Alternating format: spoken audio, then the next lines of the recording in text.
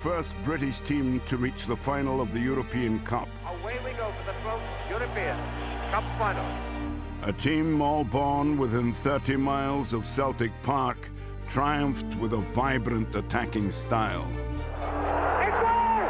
Celtic has scored! It was an evening that the men who shaped it would never forget. Celtic have won the European Cup! And one that meant they would forever afterwards be known as the Lisbon Lions.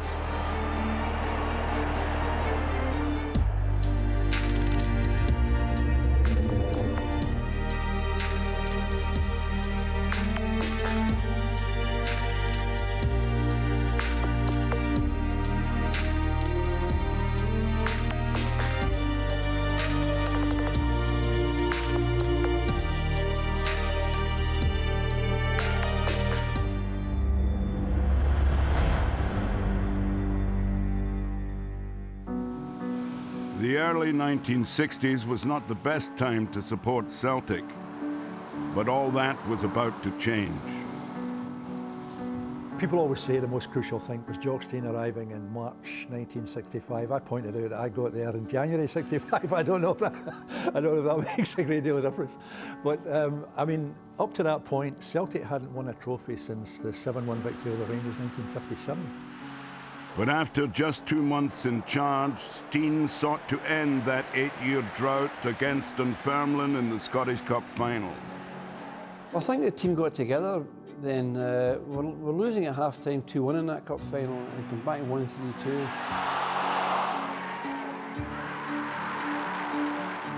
Myself personally, I thought that was the most important game because it was his first cup final. He was tremendous at looking at people's ability and played them to their strengths. It's in. Skipper McNeil has given victory to Celtic. The thing that was special about it was it meant that we had now started to win victory again. And from then on in, the club had a tremendous record. Jock Stein had been reserve team coach in the late 50s, steering many of the same players to considerable success at that level. It was a team that had grown up together, with only one member of the squad not born within a dozen miles of Celtic Park. I stayed 30 mile away, so I was the outsider of this team. I was the wee guy that was pushed into the corner. We don't know you, you come from Celtic. So it was great that all the boys came from that area. You and I were together for a small, you know. Yeah.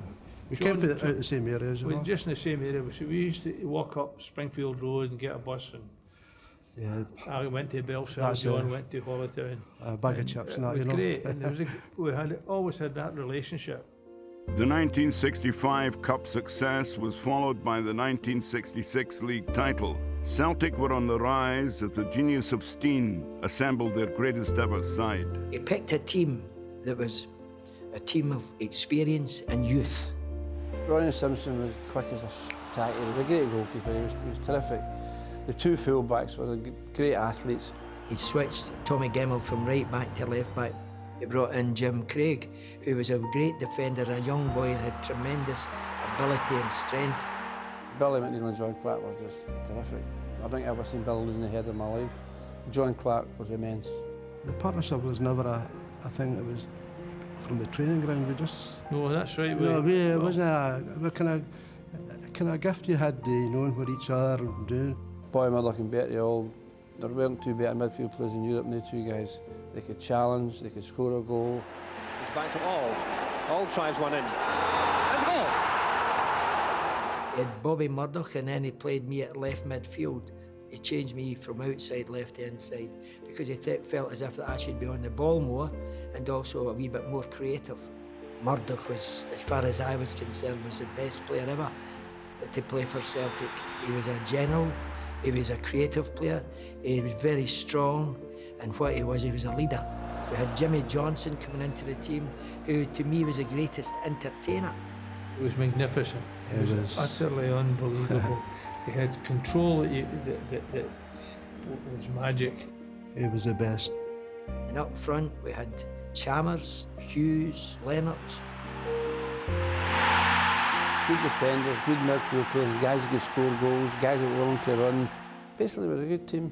Celtic played what was broadly an attacking 4-2-4 formation, a style of play directly inspired by a team Stein would never forget. He went to see the 1960 European Cup final in Glasgow, and Real Madrid played Eintracht. That was the 5th time that they had won it on the trot. The boss realised that instead of only the front guys going for goals and making goals, you had to have other parts of your team making goals. The fullbacks had to come forward, the wing halves had to come forward, and everybody had to get into this aim of being part of the setup that led to the chances, which created the goal-scoring opportunities for people. We practiced controlling going forward, going past men. When we played practice games, it was just a way we played. We never thought of playing any other way. Let the other teams worry about us. That was really his philosophy. Before the 1966-67 campaign began, Celtic visited America on a pre-season tour.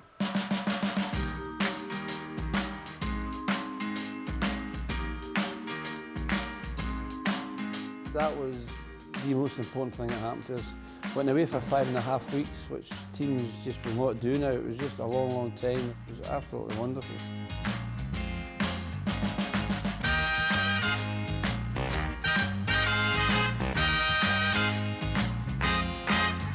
The league champions were refreshed and ready. A momentous season lay ahead.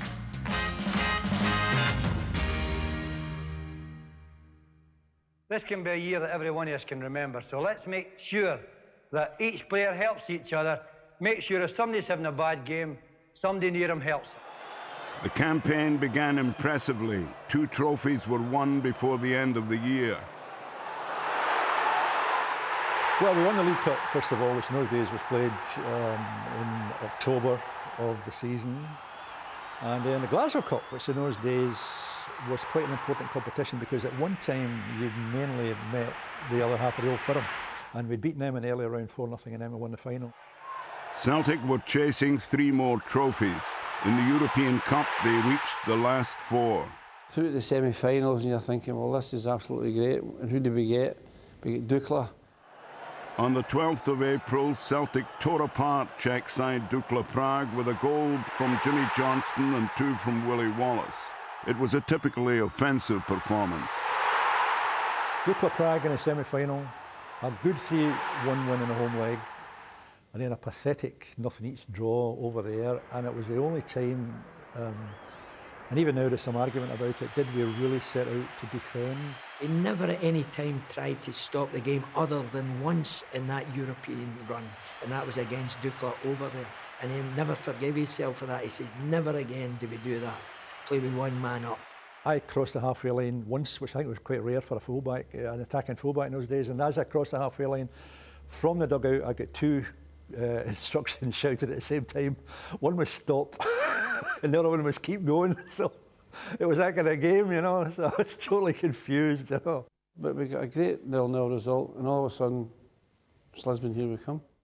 Before Lisbon, though, domestic honours were at stake, beginning with the Scottish Cup final against Aberdeen. This is another game, no different from the last one. You know well from the season started, every game's been an important one. So let's go now, Billy, and make sure that this is another game that'll add to the rest of the victories we've had, and it'll be a season we'll all remember. The time he put you under pressure was when you were going out the dressing room. It was always about entertainment. Our strip was the hoops, and you could actually feel the jersey getting tighter and tighter because he had told you, you are Celtic and you must have that ability or you wouldn't be here. Willie Wallace, preferred to John Hughes up front, repaid his manager's faith with 2 goals to seal the victory.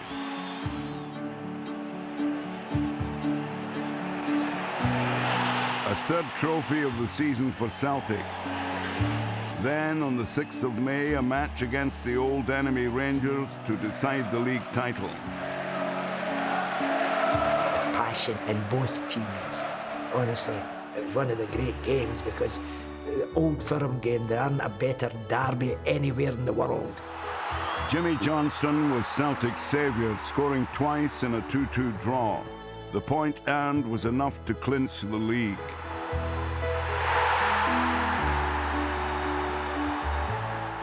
And watching on was the coach of European Cup final opponents Inter Milan, Helenio Herrera. It was from end to end with passion, and Herrera was there to see it. And he must have said, oh God, blimey, what is this we're watching? He must have got a good idea about the passion and the heart that was in the team at that particular time. So that was the league title wrapped up, and then it was just left was the European Cup.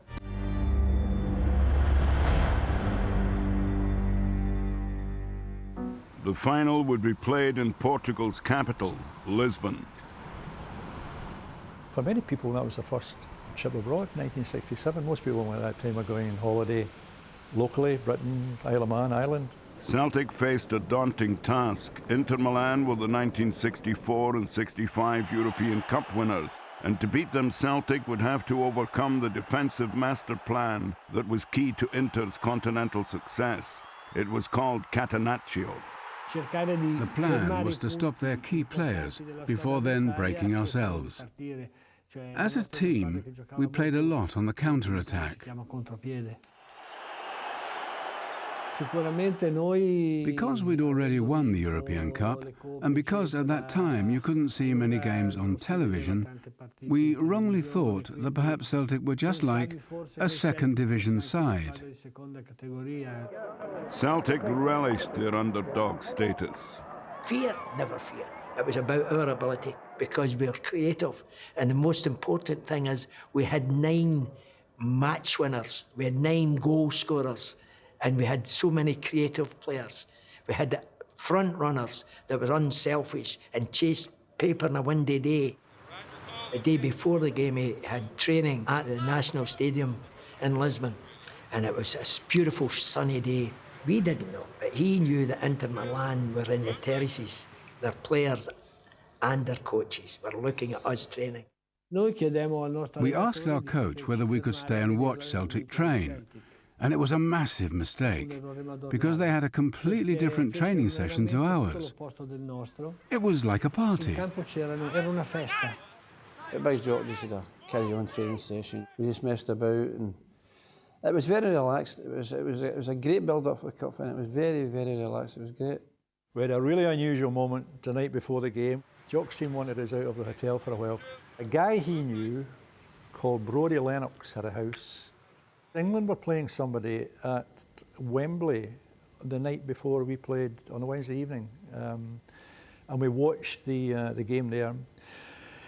And in a sense, this story shows you how naive we were, because as we came back down to the hotel, and by this time it was in dusk, the trainer suddenly said, "There's a hotel over there." We could see it, but couldn't get to it. It was a big fence over a big park. It was full of bricks and rocks. So we climbed this fence in amongst these rocks, and really shouldn't have done it. You know, I mean, it was really, when you look back now, it couldn't happen in modern era. But we were fine, you know. You could have damaged your ankle. You could have hurt yourself going across the wall. But it was just a sort of naivety about it, because we'd never been in that position before. And there's a great Glasgow word, gallus, meaning a little bit of confidence and a bit of arrogance, you know. And I think we all probably had that. And that showed the arrogance to do something like that the night before a game.